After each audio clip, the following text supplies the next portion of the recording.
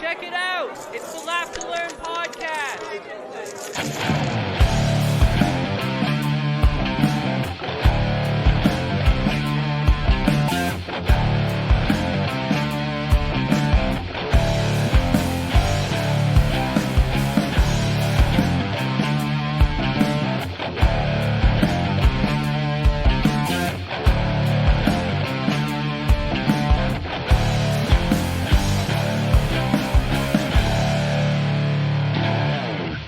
What is going on, everyone? Welcome to the show. Welcome to the Laugh to Learn podcast. My name is, of course, Jacob Aveo, and I come to you from the Great White North each and every Wednesday afternoon, 1 p.m. Eastern Standard Time, fresh for you to download the entire world around. You can listen to it on your way home from work.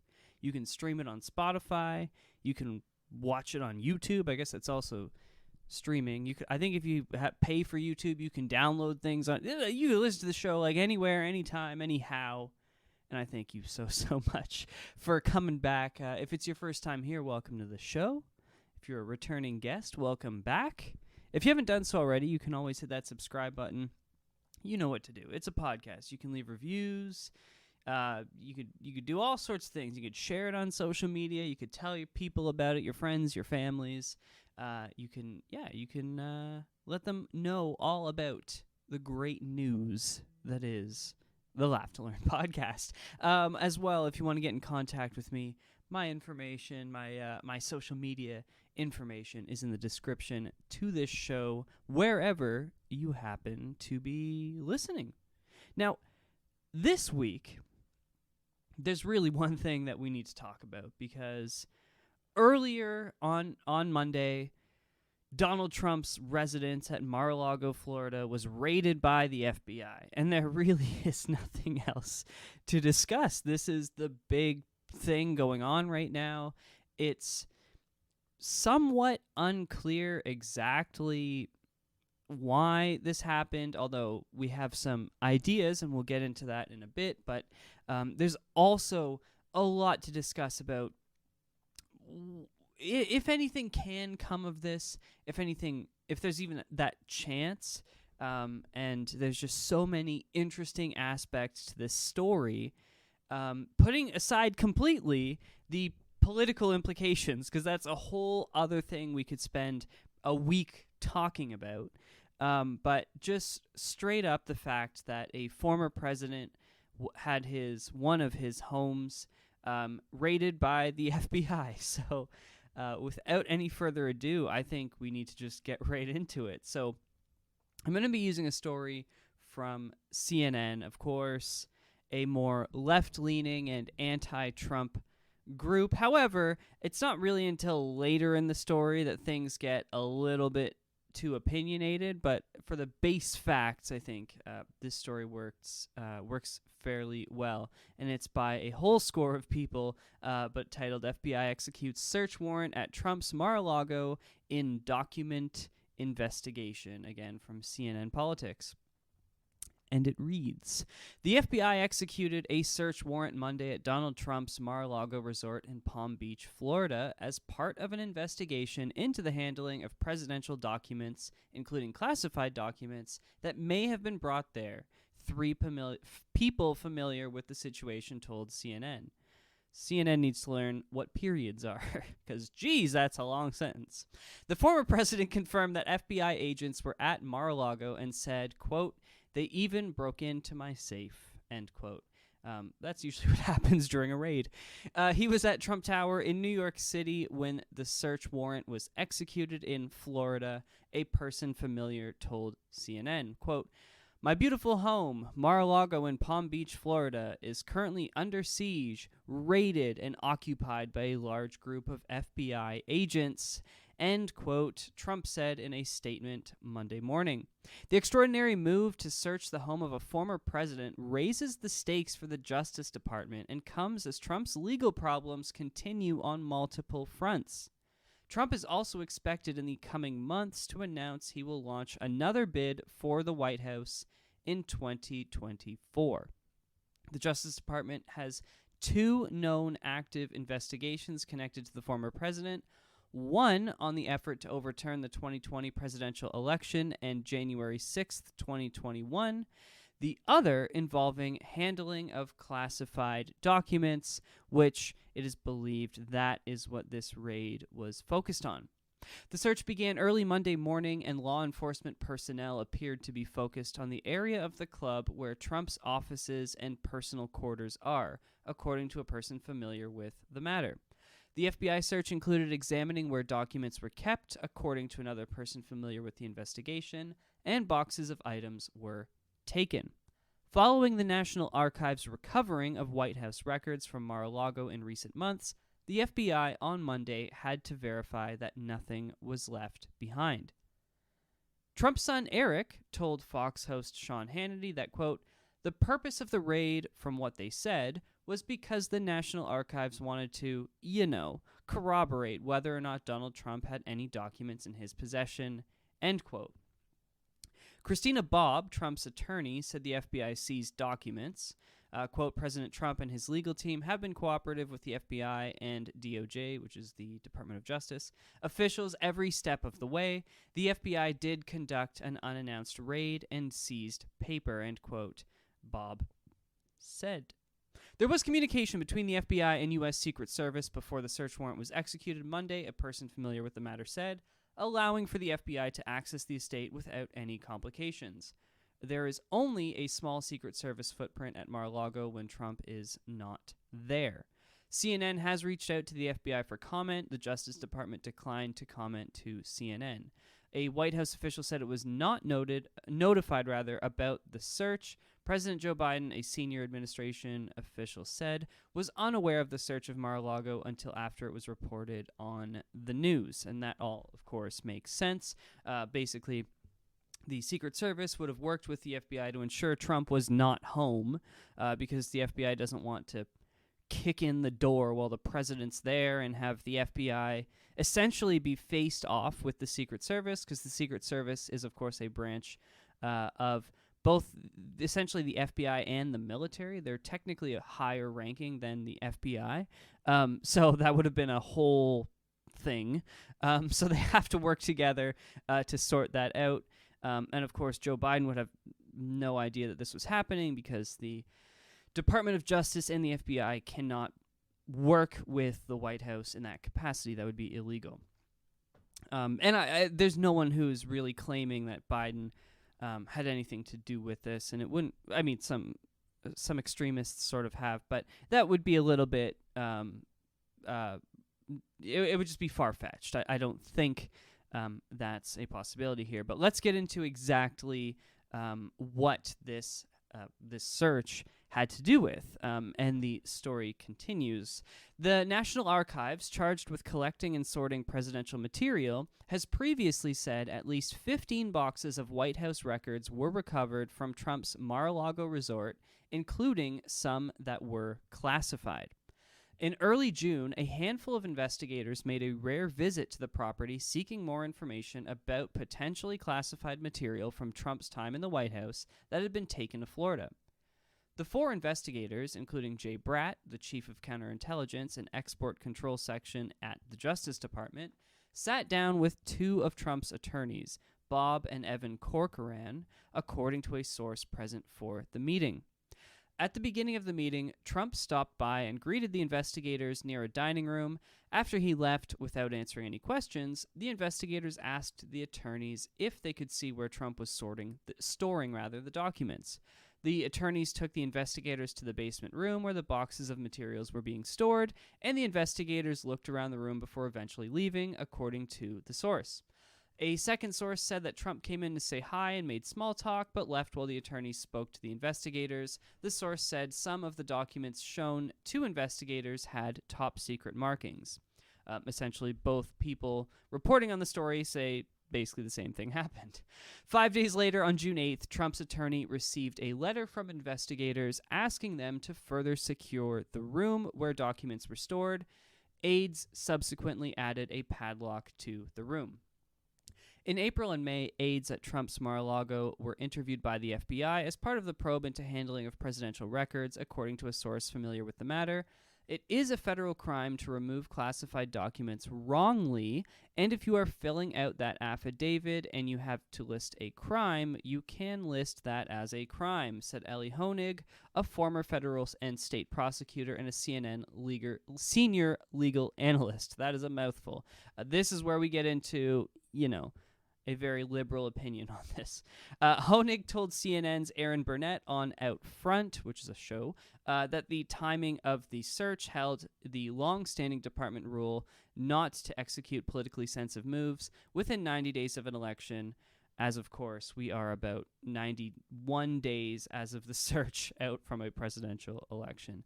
The story goes on about GOP members. Republican National Committee Chairwoman Ronna McDaniel claimed in a statement that Democrats, quote, continually weaponized the bureaucracy against Republicans, end quote, and a number of Republican lawmakers came to the former president's defense on social media, including House Minority Leader Kevin McCarthy, a California Republican, one of the few, wrote that he had, quote, seen enough.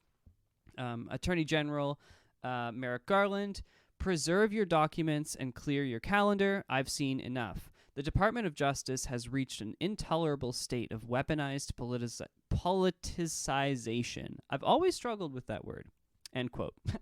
He didn't say he struggled with that word. That's a Jacob. The Republican leader continued and wrote, quote, when Republicans take back the House, we will conduct immediate oversight of this department, follow the facts, and leave no stone unturned, end quote. GOP Senator Rick Scott of Florida said, quote, we need answers now, in capital letters. The FBI must explain what they were doing today and why, end quote. But the chair of the House Oversight Committee, which is investigating Trump's handling of documents, called on the Justice Department to, quote, fully investigate the former president's handling of information. Quote, presidents have a solemn duty to protect America's national security, and allegations that former President Trump put our security at risk by mishandling classified information warrant the utmost scrutiny, end quote. Democratic Representative Carolyn Maloney of New York said. Although details of today's actions at Mar-a-Lago are still emerging, it is clear that the Department of Justice must fully investigate President Trump's potentially grave mishandling of classified information. And that is where the story ends. So, what in the blue hell is going on? Because there's so...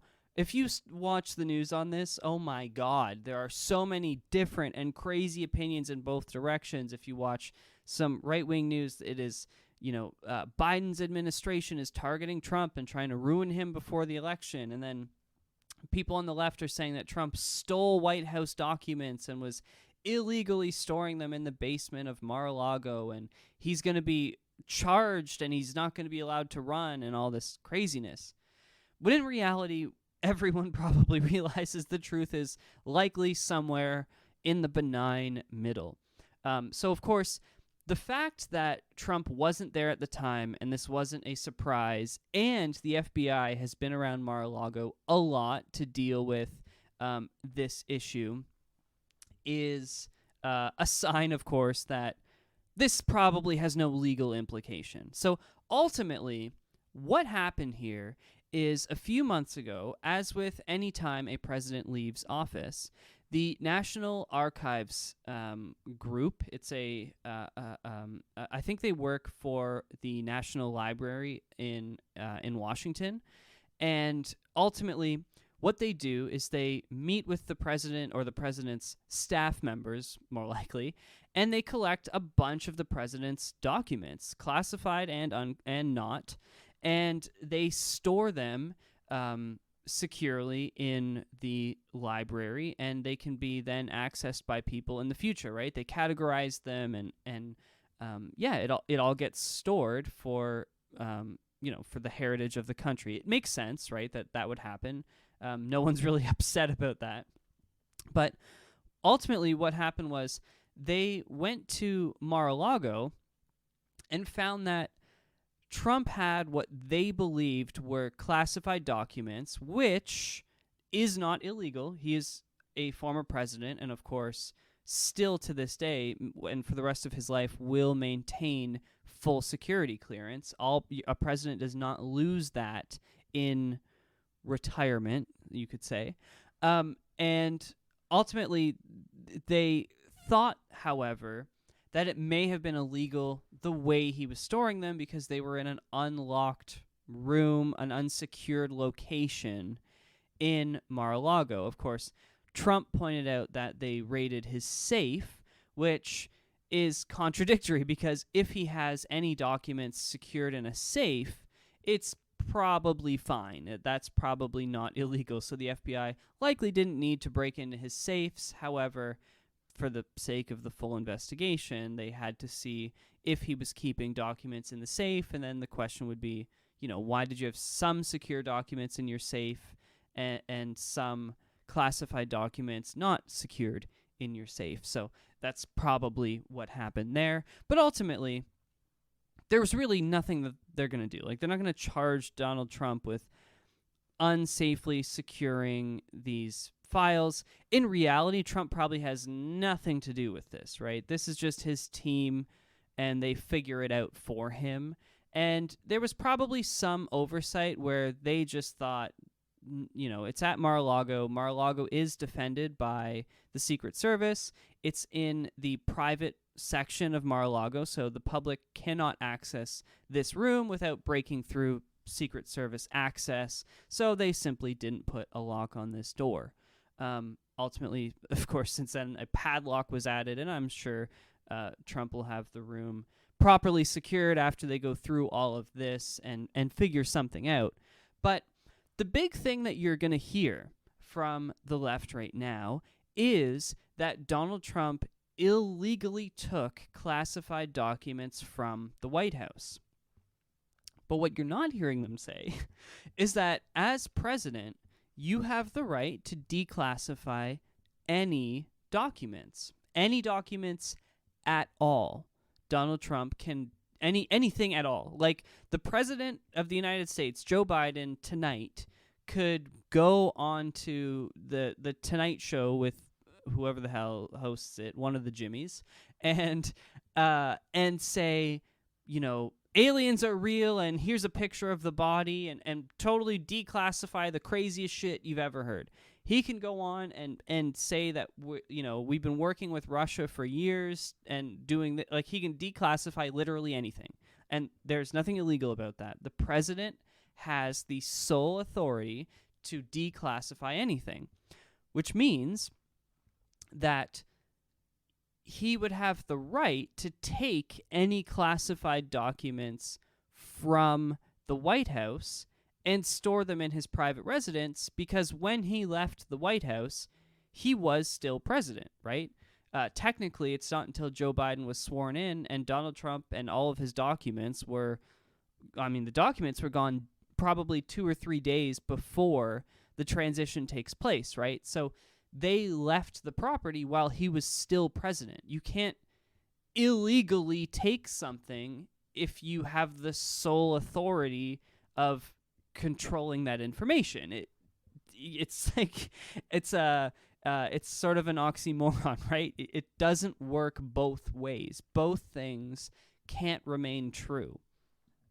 So ultimately, where does this go? Well, I think it seems like the archives group they're just doing their due diligence. I bet you they saw classified documents in an unlocked room, and they probably had staff on site who were not allowed to see classified documents, because there will be a team that works in the National Archives who have the authority to handle classified documents, right? That's what they do, is handle presidential documents. So they have to have a team that deals with classified information. But I'm sure that they also have a bunch of people who just deal with random documents, because most of the president's documents are, folders and folders and folders of unclassified nonsense, schedules, calendars, meeting notes, legal drafts. It's like, that's what presidential life is. Presidential life is not made up mostly of classified details and secret meetings and whatnot. Those are few and far between. So it's possible that what happened was they had just a normal team of staff who were sent to Mar-a-Lago and to go through these documents and find things that may have been of national interest to take back to the archives. And of course, the former presidents have the access to the archives as well. They can ask for their documents back or whatever, but that's just the way that it works. So they probably just had a team of likely research students who vastly would likely not have the access to classified information. There may have been one or two people on site who did, just in case, but most of this team would not have been able to access that information, wouldn't have been allowed to look at it. And when they arrived, they probably found stuff. And we're like, we don't know what to do, so they had to tell their managers, like, there's stuff here marked as classified, so we can't go through it. Like, you're not allowed, you can't touch the folder. You know, you can't set it to the side and ignore it. You cannot touch it. It's it's a classified document. It doesn't matter what it is. It doesn't matter why it's classified. You can't touch it. You can't look at it. You can't even look at the folder. You're supposed to just turn your head and walk away. And that's probably what they did. Reported it to their management. And then management was like, okay, this isn't supposed to be, these documents aren't supposed to be here. So they opened this investigation with the FBI because the FBI, of course, has the authority to actually go through and make sure things are being stored securely. This is not going to end in Donald Trump or members of his staff or something being charged with mishandling classified information because, like I said, this information was handled while he was president on his behalf. And as president, you can store classified documents in Times Square. You can do whatever you want with them. So it's not going to be going down that path. And that kind of makes things really complicated because now you have a lot of Trump supporters coming out and getting behind him. And it's actually building it's building support for him at a time where the Democrats really don't want support built for Trump going into the midterms and ultimately going into the midterm elections, of course, are this fall, like I said, and actually in about 89 or 88 days from when this podcast goes live. And of course, not only through the midterms, but through to the presidential election in 2.5 years' time. You don't want Trump gaining momentum. And this is not going to help the Democrats' cause, which is another reason why I think that the Democrats, and specifically Joe Biden, would have had no idea this was going on because they wouldn't want this sort of thing to happen so publicly. You know, they would have probably pushed to do something quieter and just have a few people go in and give some advice on how to store these documents and sort it out quietly because you don't want the FBI raiding a former president's house for a matter that is not even remotely connected to an illegal act. I mean, it is of course it is, but it's not connected to an illegal act that he's going to be charged with, and they don't want him charged with it because it doesn't preclude him from running for office. It doesn't do anything like that. It just builds sympathy, and it would only be a fine. Like, he's not going to go to jail, and it probably wouldn't even be him. It would be his staff members, you know, like the whole thing just doesn't bode well for the Democrats more than anything. I saw last night that there was already a huge group of people protesting outside of Mar-a-Lago, and Trump supporters are coming out of the woodworks once again because he's able to claim victimization. And the thing is that he's not wrong. You know, we can't look at this and say that, this makes... Not that it doesn't make sense, but we can't look at this and say, like, it's completely justified because it's not really a big deal. And then the news agencies, though, because Trump is involved, make a big deal out of it, and then that allows Trump to play the victimized role, that victimization card, and say, like, wow, look what they've done to me. They've raided my home and this, that, and the other, right? I really don't know if or even how Trump can, or rather the Democrats can spin this in their favor, because for sure people who are deeply opposed to Donald Trump, this isn't going to win them over, right? But people who are on the fence, especially at a time where you have someone like Ron DeSantis, who is gaining momentum out of Florida, and of course this happened in his home state of Florida, it makes things really difficult, because this means that within Florida, Trump is gaining sympathy, and there are already, right now, there's a large gathering, people haven't left, of protesters in support of Donald Trump in Florida, which is not good for Ron DeSantis, who is the only person who can beat Trump, because statistically, Trump beats Biden one-on-one in an election. It's just that Ron DeSantis beats Trump. So the next president is likely to be a Republican, and it is more likely than not going to be Ron DeSantis, but this benefits Donald Trump. You don't want to be giving sympathy points to the old man, and that's what we're doing. So there's no way that we leave this month, we move into September with Donald Trump in handcuffs because of mishandling documents or something like that. Because, like I said, when he was president, he has the authority to freely share this information with whomever and however he chooses. You can for sure bring a case against him, and it seems like that might actually happen, just because there's a few judges who have already said, it's so political that it's kind of pathetic, and that's going to bring us into our brief second story, a more Canadian story, but it's so political that it's pathetic, but I can see him actually being charged or whatnot, but he can't be convicted here. It won't happen. It's all just continued nonsense that, like I said, this only hurts the Democrats, no matter what people are trying to convince themselves. No one on the left is going to be convinced to vote for Donald Trump. The people on the right and in the middle are the ones who can be skewed, and this sort of thing makes the liberals look bad. It makes it look like the Democrats do control the FBI, even though the FBI is probably not doing anything wrong. It makes it look like the Democrats are controlling the Archive Society, who opened this investigation with the FBI, which, like I said, it was probably just a bunch of students who didn't know how to handle the situation, and their managers had to open this case. So it's basically a series of unfortunate events that Trump is going to be able to capitalize on. But we'll know more in the coming weeks. Like I said, I don't actually think anything's going to come of this. It might, but probably not. And it seems like a whole lot of nothing. They'll probably just build a secure door, maybe hire a security guard to sit out front of it or something. That's probably already happened.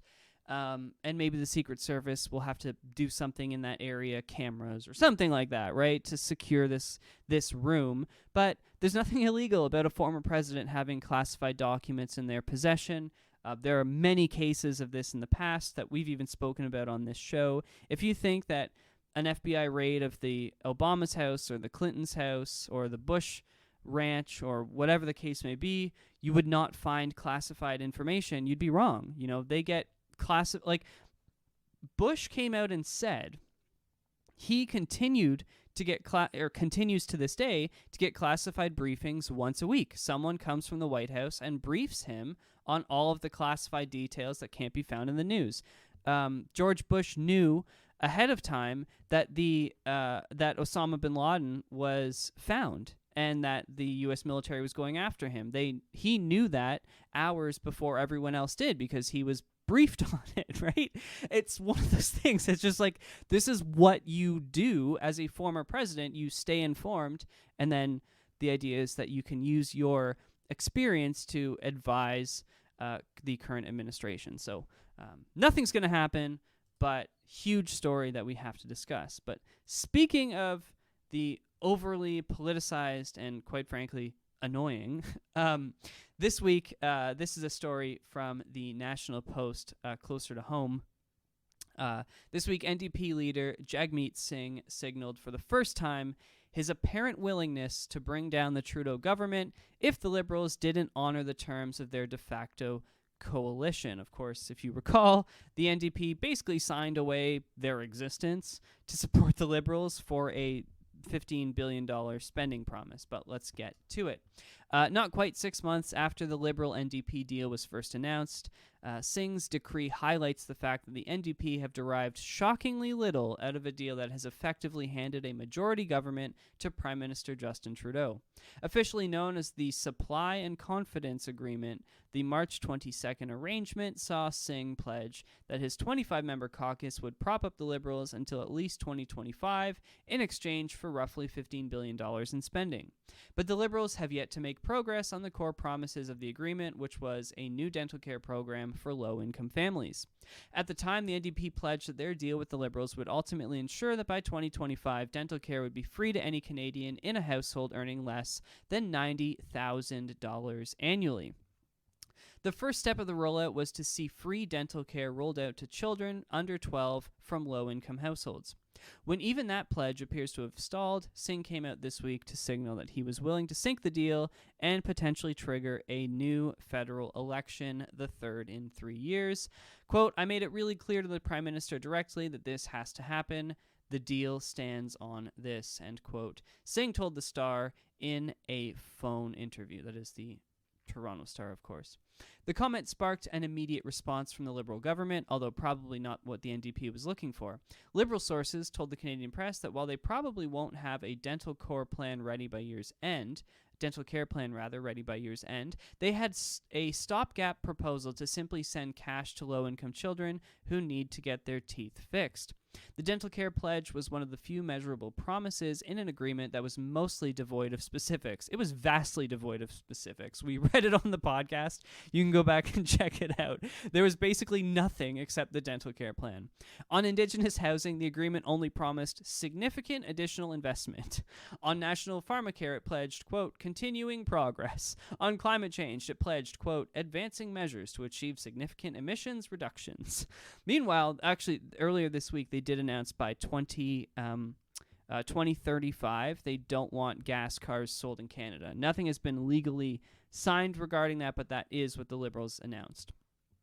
Meanwhile, the benefit to the Trudeau government from the NDP deal was immediate. Despite winning one of the slimmest electoral victories in Canadian history in 2021, the NDP Liberal deal allowed Trudeau a degree of power that is typically denied to minority government prime ministers. This was most notably wielded in the House of Commons passage of Bill C-11, a sweeping set of controls on the internet, including the extension of CRTC oversight to online streaming platforms such as Netflix and YouTube. Unlike a traditional coalition, the deal involved no power sharing with the NDP. The cabinet remains entirely composed of Liberal appointees, with the Supply and Confidence Agreement guaranteeing only the occasional meeting between the two parties. Singh and Trudeau, for instance, agreed only to a sit-down every 3 months. So they've basically sat down twice since this happened. More than a few Ottawa watchers have marked the signing of the Liberal NDP deal as the beginning of a period of pronounced malaise in the Trudeau government. Quote, everything has gotten thicker again. We don't recognize we are still a minority government, end quote, is how one Liberal described the situation to the National Post's John Evisin. Sorry, I'm rereading that last name to make sure I got it right, and I did. Meanwhile, Singh has kept up near constant criticisms of the government that his own caucus has publicly agreed to keep in power. Most recently, this included an official NDP statement blaming the Trudeau government for a series of crippling staff shortages in healthcare that are leading to temporary shutdowns of Canadian ERs. I think in Ontario, we just had 4 more hospitals actually close. Temporarily. Every time the Prime Minister makes excuses and blames others, it hurts Canadians seeking care, wrote Singh in a tweet over the weekend. Singh also made sure to slam the Trudeau government in his Monday comments to the Star, saying that, quote, the government is messing up a lot of things, but reiterated that he was, quote, confident that they would figure out the dental care issue in time to avoid an election. So ultimately, it's just like political nonsense for political sake. Much like I was talking about with the Trump stuff. It's, first of all, ridiculous that Singh signed this deal, and now the Trudeau government knows that the NDP really have no power, and the NDP doesn't want to call an election because all of the polls show that they're going to lose more seats. Because of what Jagmeet Singh did in signing this agreement, a lot of NDP supporters no longer support Jagmeet Singh. So if the deal doesn't work, then the Liberals win and Singh ultimately loses, and the Conservatives would probably come to power, I would think, or come closer to it. However, if it does work, then yes, Singh got his dental agreement, but the Liberals would take credit for passing the dental stuff. So Singh still loses ultimately in this case. I don't know. I think that they're obviously going to figure this out. Singh does not want to trigger an election. It's just being political, and it's just what they're going to do. So ultimately, I think we will see the dental care bill passed likely next spring during the sitting of the House, and I think it's probably, I don't know. I don't know if it's going to be exactly what the NDP are looking for. It's going to be youth 12 and under, and then ultimately I think it'll be people below the age of 25 and over the age of 60 or perhaps 65 that will have this coverage if their income is below some threshold, whether it's $90,000 a year or not. I'm not sure. The thing is that a lot of people don't really put into perspective is like, as a person who lives alone, right? $90,000 a year for me is a lot of money. Like as just on my own, if I make $90,000 a year or $89,999 and get free dental care, that's pretty fucking sick. You know what I mean? I can then save my whatever I pay. It's not that much actually, like $30 bi-weekly for my my healthcare plan. Who knows how much of that is actually dental coverage? I could probably find out, but I could save a few bucks every month in my dental coverage and get fully covered by the government and still have a decent paycheck. So it's so weird when they do those thresholds, and just because it doesn't take everything into consideration, and it makes very difficult the ability for most people to, like, most people aren't going to be upset by it. Most people aren't going to be like not want this, because it does help a lot of people. It's just that ultimately, what does it cost? Is it increasing taxes and stuff? That's where things get interesting. But after they were able to give away $1,500 a month to people who could have otherwise worked for whatever the fuck it was, 2 years, I don't know, give people health dental coverage. Like, I don't give a fuck anymore. It's just nonsense at this point. So we'll follow this story more closely. Like I said, I think you're going to see this bill go through in the early spring. Singh definitely had to say something just to push this forward, but as we're now through the summer period, I bet you the Liberals are going to start drafting this legislation, because Trudeau does know that he needs to pass it. He's just going to try and buy more time because he knows after this bill is passed, the NDP are going to become dissatisfied with this agreement and probably seek to break it. So he wants to make this last as long as possible, and that's what he's doing. So I would bet you that this bill surfaces next spring, probably gets passed late spring or early fall of 2023, but we will continue to watch that. Thank you so much, though, for tuning into the show all the way to the end. Of course, my name is Jacob Paveo, and yes, thank you for your time. The show, of course, comes to you every Wednesday. You can come back. You can subscribe if you haven't done so already, 1 p.m. Eastern Time. And for some reason, I literally have no idea how I close my show. It's completely left my mind, and I don't have my script in front of me, which sometimes I do. But today, I didn't put the end of it in the show. So we're just going to say you can subscribe, you can leave a review, you can find all my contact information down below, and you can tell your friends and family about the podcast. That would be absolutely splendid. Of course, all the links to my social media, you can hit me up, you can send me DMs, you can comment on stuff, you can like stuff. You can't dislike stuff really anymore on social media, although there is a dislike button on YouTube, but to be honest with you, no idea how to log into the YouTube account that posts these.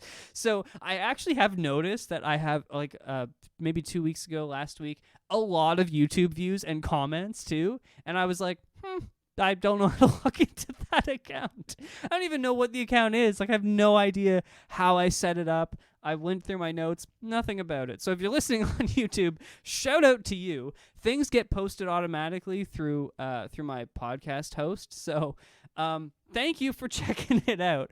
I do follow it. Like, if you leave a comment and a like, I can see it, but only the channel owner can see dislikes. So I can't see your dislikes. I can't see where you're watching from or how long you're watching for, but thank you for clicking on the videos.